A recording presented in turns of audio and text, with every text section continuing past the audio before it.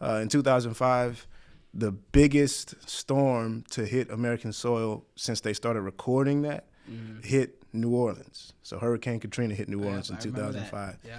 My dad woke us up and he was like, let's just go. Let's, grab a change of clothes, some snacks or something. Right. We'll hit the road and then we'll just come back after everything kind of calms down. Right. And that was the last time that I saw my house until after the storm. And so it's like we were wholly unprepared, for what was about to happen.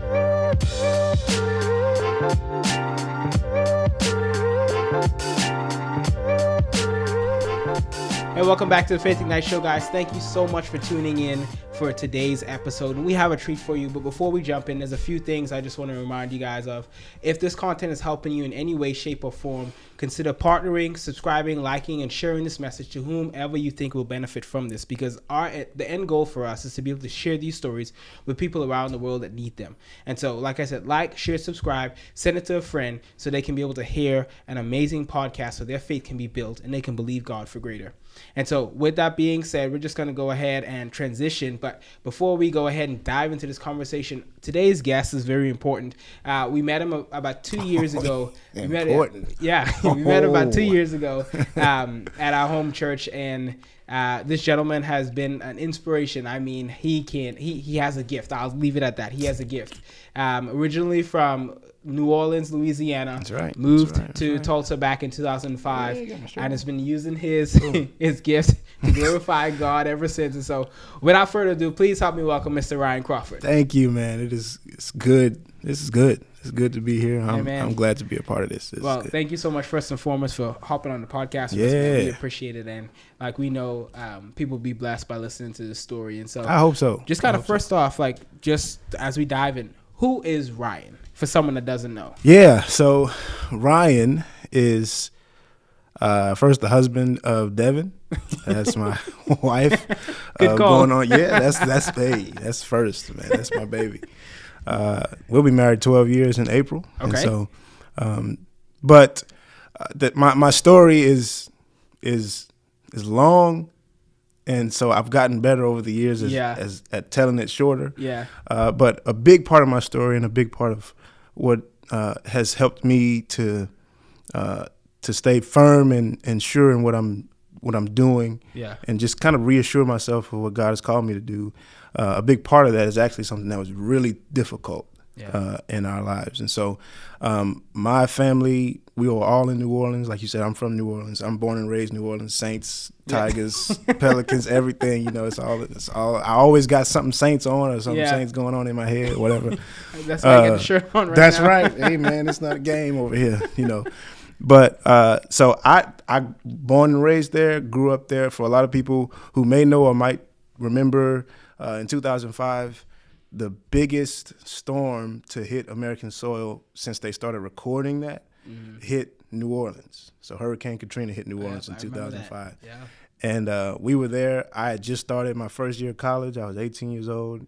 I was studying electrical engineering, and I didn't know how college worked or nothing. But we had our first week of classes, and then the Monday of the next week is when the hurricane hit. And actually, we went to bed Saturday night before, thinking we'll just kind of weather the storm. Just another hurricane. Yeah. Because, different regions have their things that everybody who lives there, they're used to it, Yeah. And anybody who's visiting or anybody who's not from there, they're like, how can you just live like this? Exactly. For us, it was hurricanes, because a lot of times what happens is, they'll hit land and then they'll kind of, like, the power will dissipate or whatever it is, or it'll veer off or whatever and maybe not be as tough. And so we thought that was going to happen again. Yeah. So we went to sleep Saturday being like, all right, well, we'll just either, if they don't have church tomorrow, we'll just hunker down and weather the storm, so to speak, and then just get back to life as usual. And then Sunday morning, maybe I'm talking like 4:00 in the morning, my dad woke us up, and it's my dad, my mom, me, and my two brothers. We all lived in New Orleans together, obviously. And my dad woke us up, and he was like, let's just go. Let's, grab a change of clothes, some snacks or something. Right. We'll hit the road, and then we'll just come back after everything kind of calms down. Right. And that was the last time that I saw my house until after the storm. And so it's like we were wholly unprepared, for what was about to happen. So we left, and so we went a different direction where we thought everybody else was going to go. And we ended up in a little hotel in this little town, and we just watching the news, just being like, well, we are not prepared for all this devastation. So we just hoping that somehow maybe like there's a parting of the waters where our house is and stuff. But we see on the news where our neighborhood is, and all that is water. Ain't no houses, it's roofs and stuff. Exactly, yeah. And so that is actually how I ended up in Oklahoma. Like there's way more to that story, how God took care of us even in that uncertainty, and even in like what we didn't know what was going to happen. We didn't know where we were going to be, what we were going to do. But God kept taking care of us and even working stuff out in the little ways that we didn't even realize. Even like putting it on people's hearts that we didn't even know to like, come and give us something, or give us a place to stay, or give us a mattress or whatever, just little stuff like that. That maybe was little to them, or maybe might be little in the grand scheme of things, but for us at the time it was huge, right? So that's how I ended up in Oklahoma. Finally got back into classes once we figured out how to, get some of that stuff to like transfer and see what school maybe was going to reach out and help us, and that ended up being Oklahoma State. Okay. And that is where I met my wife. Obviously, she was my wife then, but I felt like she was my wife, when we finally met. And so, like, God had just been ordering steps the whole way through. And so that's a big part of my story that I like to tell people about, myself, and in terms of just even something as huge and as devastating as like a hurricane or a storm or a natural disaster that would, basically level an entire city, that God could still be at work in little ways in your life individually. And that's my whole story from then on has been that, God putting stuff in place that shows that he's at work even in the big bad stuff. Thank you so much for your support in Faith Ignite. And I just want to challenge and encourage you just to take your support just a little bit further. In order for us to reach the mission and vision that God has called us to as a ministry, we realize we need help. We realize we need support. And this is why we realize we need you. In order for us to take these messages of faith around the world, it's going to require partnership from people all over. And so we're going to ask, if you feel led to go and partner with us, go ahead and follow the link that's linked down below, and it'll take you to our website, and you can be able to partner with us there. But just know that when you partner with us, you are helping us to take these stories of faith around the world. People, by listening to these stories, people will know that God is real. People will know that God is true. People will know that God is alive and well, and he's doing things in the life of his children. And those stories deserve to be heard. And so thank you so much in advance for helping us to take these stories of faith around the world to the people that need them. We love you guys. So talk to me about this part. So seeing this now where this hurricane has come and passed and devastated everything, at this point now, you literally got nothing besides the clothes on your back. Mm-hmm. And so what would that look like? Obviously, you had your parents that were with you, but like, what was that process like of literally having to rely on God for the next meal, for literally everything at that point? Because everything you had was gone. So kind of talk to me about like what that process was like where you had nothing and you had to rely on God for everything. Yeah, it was... I'm so blessed. God has been very generous to me and my family, and even like my parents and my family when I lived with them when I was younger, obviously, and it continues on to this day. But for me individually, why I feel that way is because, my parents were very like, they love God, and they wanted us to love God. They love the Word. Yeah. And so we got a chance to see them like depend on God for the next meal, depend on God for the next whatever it is that we needed. Where are we gonna go? Well, okay, we need gas. We're running out of gas, and like literally, God would keep the meter up so that we could get to the next place. Like stuff like that is happening. Wow. And so for us, what it was like, it was surreal because it's like you literally have no answers. Yeah. But seeing God do like the little stuff was what kind of helped us continue to like, okay, all right, that was a little thing that we might have been nervous about, but then God would like knock it out. Yeah. And be like, all right, cool. All right, we're good. Let's settle. It's him that's the next thing anyway. Yeah. And sometimes when you get down to like you have nothing, like you have no choice. Yep. Right? Like you don't have a choice but to like depend on God for the next thing, because it's like, what am I gonna do? Yep. What am I gonna do? Like I don't have anything, you know.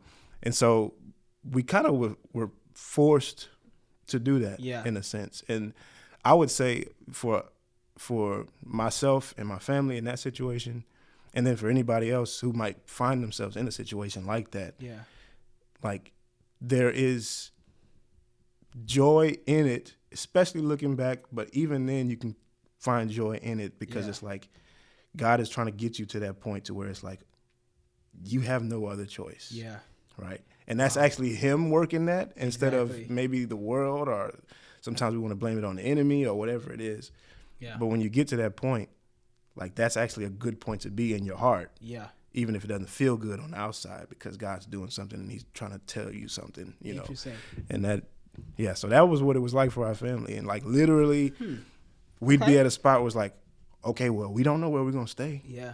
You know, and we would end up in a motel or a hotel or something like that, and we'd be telling our story, or and obviously this was like a national event, so everybody knew about it. And then you come across somebody who's from that, and they're like, wow, you know, and maybe you're just talking to the right person at the right time, and they're like, I want to help, you know, what can I do? And we're like, well, we need a place to stay. Exactly. And they're like, hey, you can't stay with me, or you know, I don't have the facilities or the capacity, but I know somebody. Yeah. Or I can talk to the manager at the Holiday Inn, and maybe you can stay there for a little while, or whatever it is. Yeah.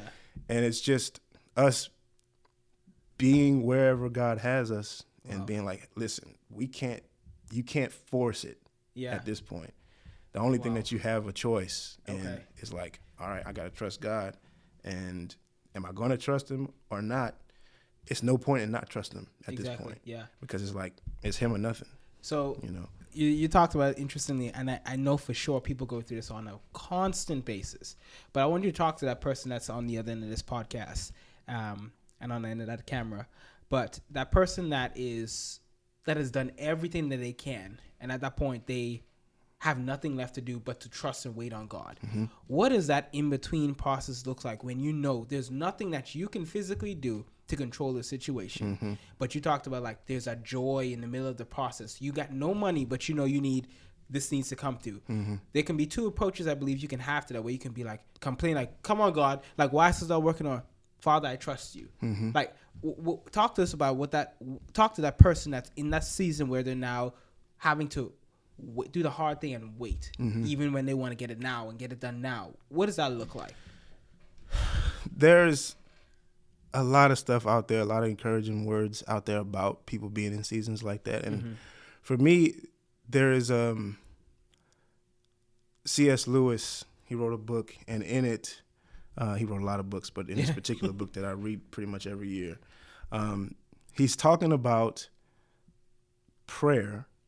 And he's talking about how, like, the enemy doesn't want you to take stock of what God has done for you and what God is even doing for you in that moment, right?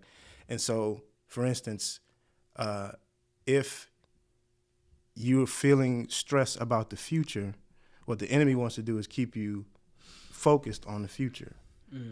And Jesus' love for us and his provision for us and his protection for us, Jesus himself is always here and now and present. Yeah. He calls himself the I am, right? So that means he is, he was, he always will be, but he's always present. He's always in the moment with you, and he doesn't let anything pass by like unnoticed. He leaves no stone unturned, right? And so what you can't do is understand where you are right now. I'm well. I have my right mind. Yep. I can breathe. I can think. I can pray. I can recognize. I can take stock in this moment and recognize who God is right now. Yeah. And what has he done up to this point? Yep. You know, because I think the enemy does want us to be maybe future focused, so much to the point that it like stresses us out, or it makes us take our mind off of the present and what God has done or is doing right now, or even the past. Like you see sometimes in the Old Testament and in the scriptures, the Lord would tell the people to build a monument. Yes. Yep. You know, for something that he did, for some deliverance that he brought to the people. Yeah. And that monument was supposed to testify to the people. Yeah. This is what God did. God actually did this. Yeah. We were struggling. We were stuck. We was, pressed. We was out here bad. Yeah. But he did this. And this monument reminds us of that. And so it's difficult because we can be, especially for those of us who are like workers and doers and we want to push and we want to press forward. We want to get that thing that God has promised us, maybe, or maybe something that we know is a good thing, and that's what our heart desires or whatever it is, and we want to press it and we want to go get it. Yeah. And the two things: one, don't compare yourself to anybody, but the other thing is take stock and build some monuments for what God has already done, and think about how he is present. He's not going to be present later when the thing happens. Yeah. Like he's present right now. Yeah. And it's not like you got to do the certain things and press the right buttons and you'll be able to have the victory when you get the thing that you want. Yeah. That's not the only time that he's present. Exactly.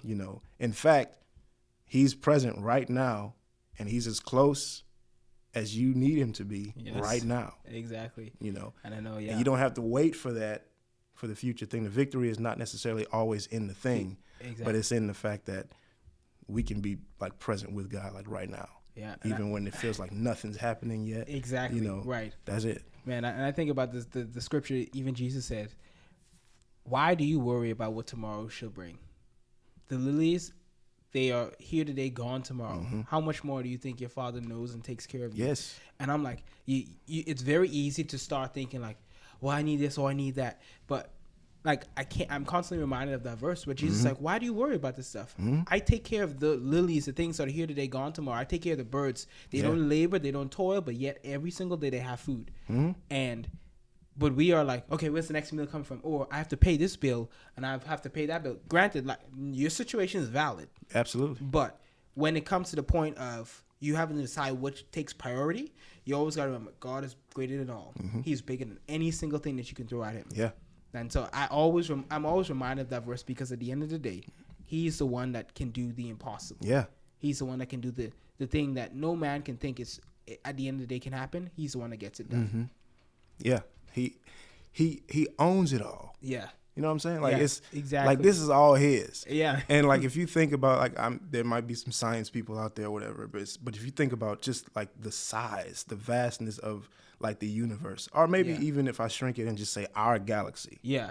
Like how long it would take us to like explore the galaxy and all the rocks and all the little stars and everything in our galaxy, like, and the Earth being one planet in that galaxy. Yeah.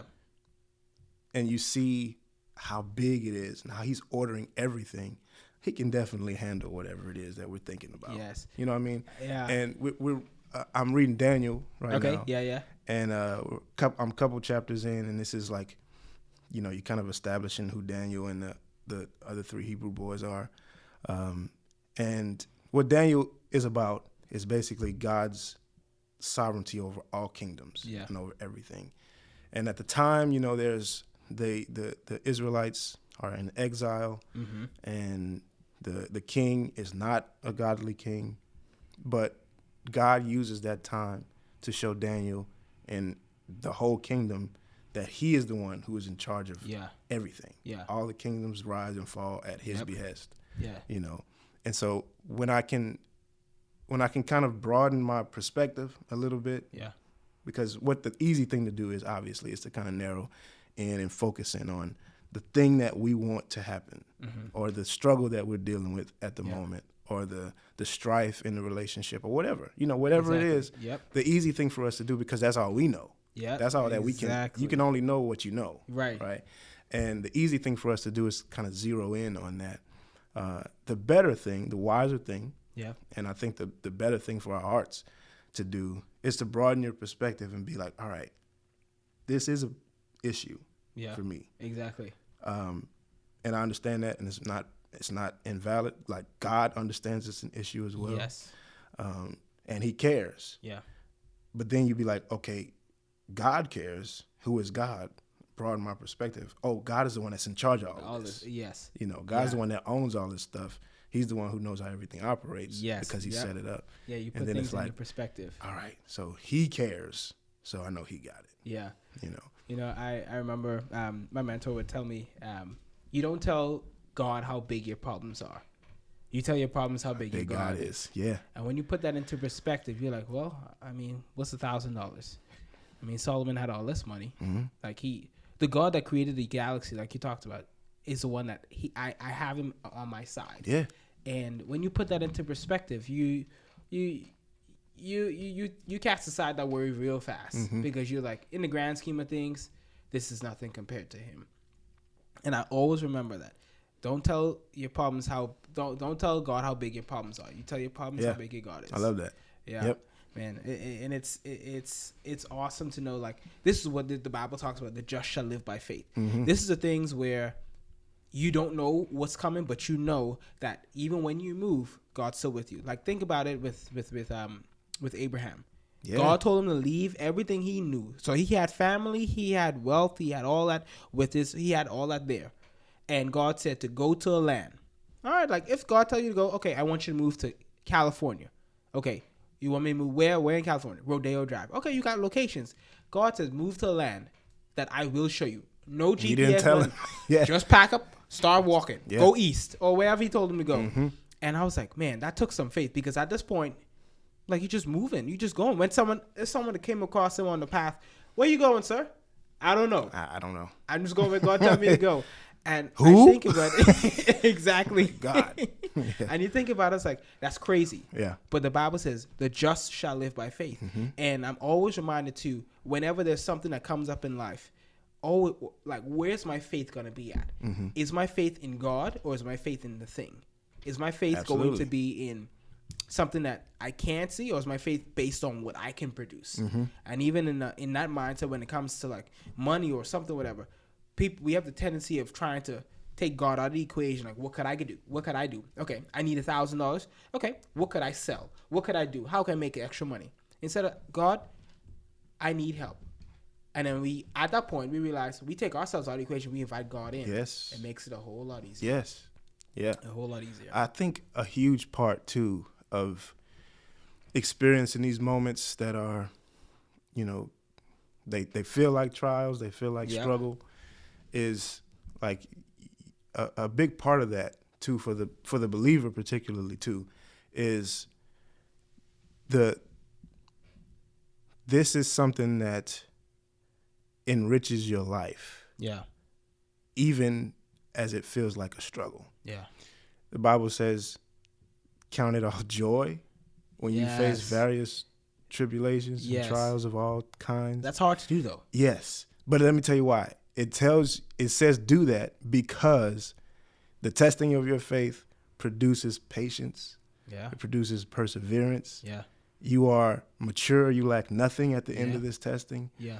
And so there's something to be said about, like, in the moment, you can say, God, this does not feel good. Yeah. This doesn't feel right. Yeah. Like, I don't like where this is going, or I don't like how this feels right now. And it is a trial. It is a test. I don't like it. It hurts. It's uncomfortable. But in the moment, experiencing that, being fully present with that, and then saying, and telling your soul to say, but I trust you. Yeah. I trust you. I love you. Yeah. I know you're not gonna harm me. You're not gonna let me fall. Like, there's something special about that. Yeah. And I think that there's something that honors God and moves his heart when he knows that you are in the pit. Yeah. And you are on the verge of despair and you are hurting. Yeah.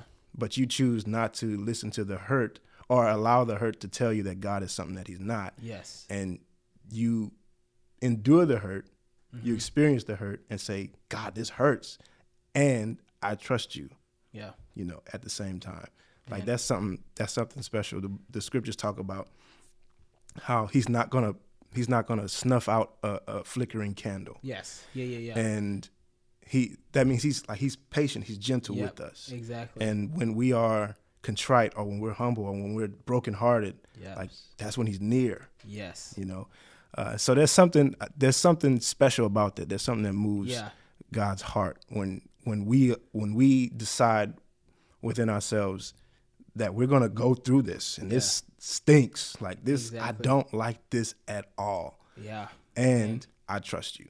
You know, I think about it. The when Jesus was here on earth, he obviously had his disciples with him, and before he left, like, they had to go through their testing. They had to go through their period of where they were being tried. Mm-hmm. But at the end, they came out stronger. Because at this point, Jesus knew I was about to die and I need to leave the church with somebody. I need to make sure these guys can withstand the pressures and trials, so when I leave, my work can continue. So even the disciples had to go through their testing. Absolutely. But in the end, their work was able to take the message that Jesus preached, and they spread it all across the world to the point now you and I have it today. Yes, sir. And so they were tested, they were tried, but in the end they came out stronger. Yeah. Like gold, without any imperfections. Mm-hmm. And I think about it, like, even in a modern sense, let's say for instance we have a business owner, like, they go through a situation where someone, they have every reason to try and embezzle some money, take some money from the company because they need it. But in that time, they're being tested to see if they're going to be honest, they're going to have integrity. And that kind of thing, if they pass that test, who's to say? And I'm a firm believer of this. If you are honest and you pass your test and you go through your trial, that God would elevate you because he knows he can trust you. So that person could then become the CEO of a company, and God can trust him with that business to honor him because he knows, hey, he had the opportunity to steal many times, but he never took any. And so because I'm going to promote him to a position of power, because I know when he's in that position, he's going to do the right thing. He's not going to take money off the top. He's not going to take kickbacks because I've seen him when nobody was watching. And those tests, and like you said, they come to test you, they come to try you, but in the end, you come out stronger than ever. Stronger than ever, man. Amen. And so Ryan, I realized we got to wrap this up because I didn't realize time went by so fast. But it's good stuff. I know.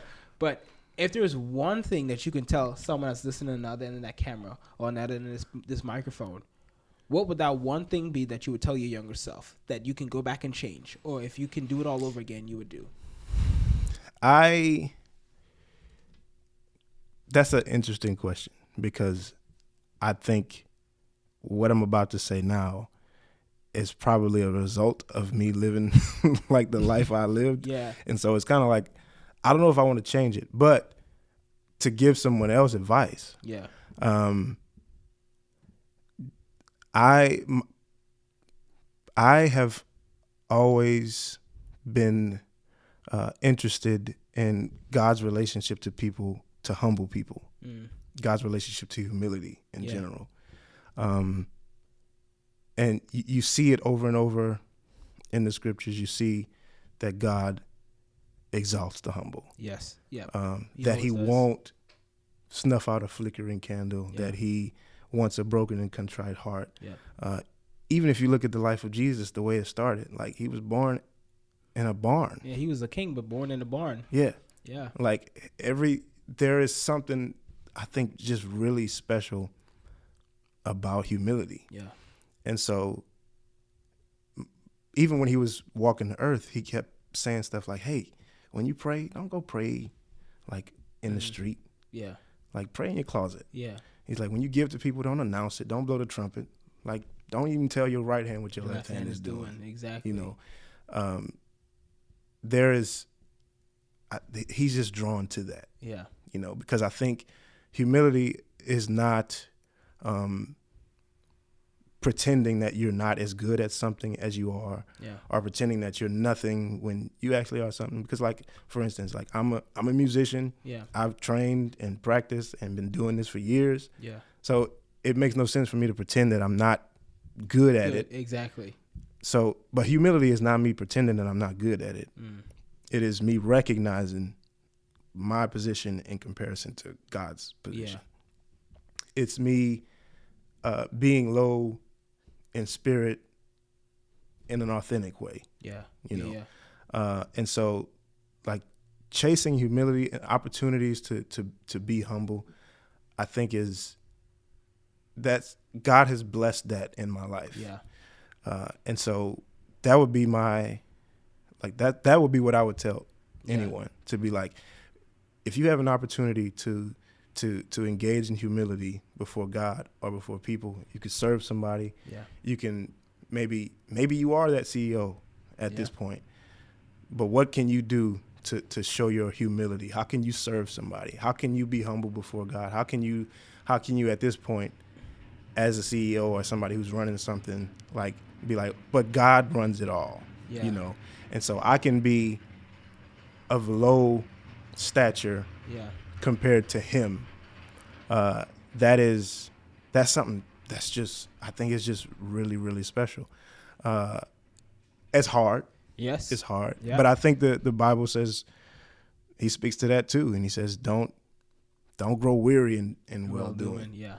Like there's somebody who is watching this or listening to this who are doing well. Yeah. And they're getting tired. Yeah. And they're getting tired. And I think it's okay to be tired. I think what weariness kind of points to is that despair, like giving up. Yeah, like I can't. No more. Like I can't. It's okay to be tired. Yeah. I think there is this is going to be funny and it's going to be a long walk, but I'm going to get there. So the animated movie Into the Spider-Verse, the Spider-Man movie that came, not the first one, not the second one, but the first one. Okay. So at the beginning of the movie, I don't want to spoil this for anybody who hasn't seen it. If you haven't, you're missing out. It's an incredible movie. This won't spoil the movie, but it's going to spoil this part. So anyway, there's a part where Peter Parker is fighting all these villains at the same time.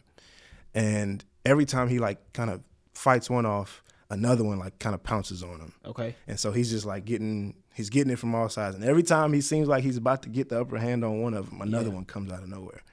And there's this moment when that happens again. Like he fights off, he hits this guy, kind of knocks him for a loop.